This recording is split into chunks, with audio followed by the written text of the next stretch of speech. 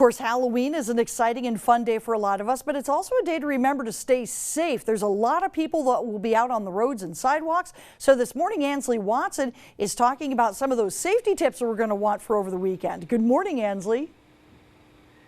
Good morning, Vicki. I see that you put a lot of work into your Halloween costume. I, however, still have not created mine. It's in the works, though. Maybe a little bit. I'll tell you what it is. As you can see behind me, houses such as this one, it's getting all festive for this weekend. And with all this fun happening, we need to make sure that the trick-or-treaters are safe on the streets. And not only that, but the drivers behind the wheel. Let's hope that they can see all of the people out on the roads as well.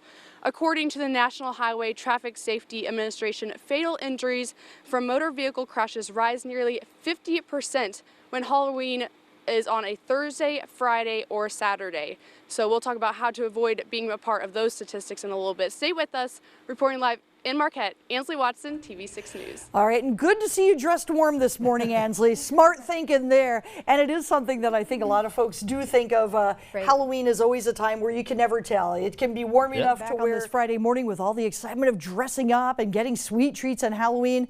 It's easy to get distracted, so let's be alert in our surroundings. Ansley Watson this morning is in Marquette telling us more about how you can stay focused. Good morning, Ansley. Good morning, Vicki. Halloween is a great time, but it can also be scary. And I'm not talking about in the spooky way. I'm talking about wondering if all these drivers on the roads are paying attention to the hundreds of kids that will be out on the sidewalks this weekend. This morning, I'm joined by Marquette Police Officer Nate Dawson. Good morning. Good morning. So first of all, are you dressing up for Halloween? I may. We'll see. You may. You have to. It's Halloween. Everybody dresses up. I do get to dress up a lot for work, though, so. Oh, that's true. And you're talking to me, your dog is even dressing up. What is he? He's going to be a dinosaur this year. Oh, how sweet. So let's talk about safety for Halloween. Okay. Motorists on the road, what do they need to look out for? Obviously, there's a lot more people on the sidewalks and streets this time of the year. Right. We want motorists to be especially careful on this night. Kids are going to be running around, coming and going, not paying attention to cars, thinking only about candy. So we want motorists to drive especially safe and watch the sides of the road for kids darting out. Just anticipate that kids are going to run out in front of the vehicle. So always drive slowly and cautiously, especially tonight. And for parents, what do they need to tell their kids? Is it safe for kids to go out by themselves? Should they be in groups? What do parents need to do? That's really up to the parents and the age of the children. When parents are going out with the kids, though, just try to make sure they stay relatively close to them and don't run off too far and get lost or end up crossing the street where they shouldn't. Try to keep them together and keep a close eye on the younger ones especially. Now let's talk a little bit about the kids trick-or-treating, their costumes. I know a lot of people say, like your daughter, she's going to be a ninja. She's probably going to look pretty dark. What do they need to do to stand out a little bit? Well, if the costume doesn't have any kind of reflective clothing on it, sometimes putting the glow sticks around the necks and things like that to make them a little more visible is a good idea. You also don't want to have a costume that would be too restrictive around the eyes. You want to have the kids have good visibility too, so they don't run in front of traffic. All right, Nate, thank you. In a little bit, we'll talk more about maybe the candy that you would receive on this weekend. Reporting live in Marquette, Ansley Watson, TV6 News. All right, thank you very much, Ansley. It is going to be a fun time all around. You know, there's so many parties that are set up in just about every community, plus the trick-or-treating. A lot of trick-or-treating in the Upper Peninsula is normally done about 7:30, 8 o'clock at night. Welcome back. Well, of course, trick-or-treating, always a fantastic time, but let's not forget to be safe and alert this weekend. So joining us this morning, Ansley Watson is talking about being safe on Halloween. How's it going, Ansley? Good, Sam. Just in a little bit, we'll talk about the safety coming up and what you can do to be more safe. We talked about that earlier. And we're with a police officer from Marquette, Nate Dawson. Good morning. Good morning. So, guess what I'm going to be for Halloween? A reporter. No, I do that for a living, and it's great. It's fun every day, let me tell you. No, I'm going to be Flower from Fox and the Hound. Do you know who that is?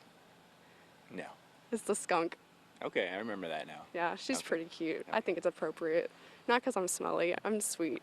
I get it. Sam would say so otherwise, I think. But anyway, let's talk Halloween. So, candy-wise, I just feel like it's just so strange to go up to people's houses and collect food from total strangers. But it seems to be okay on Halloween. Do you have any advice for this?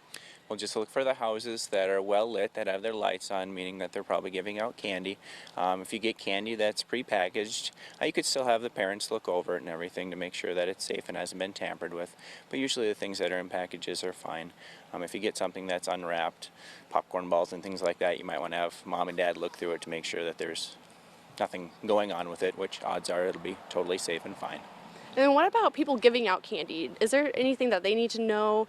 Leave their lights on the porches, anything to make them aware that they're giving out candy? Sure, I think leaving the lights on is the biggest indicator of people that are giving out candy. So we always tell our kids, look for the houses with their lights on and go to those houses. If the house is dark, it probably means they're not home or they're not participating in Halloween.